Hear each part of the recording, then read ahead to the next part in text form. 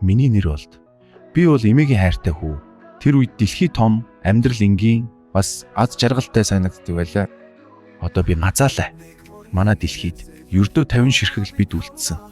Би ганцаараа үлдсэн юм шиг санагддаг. Сүргээ аврахын төлөө би бүхнийг хийж байна. Харин ганцаараа энэ бүхнийг хийхэд хэцүү байна.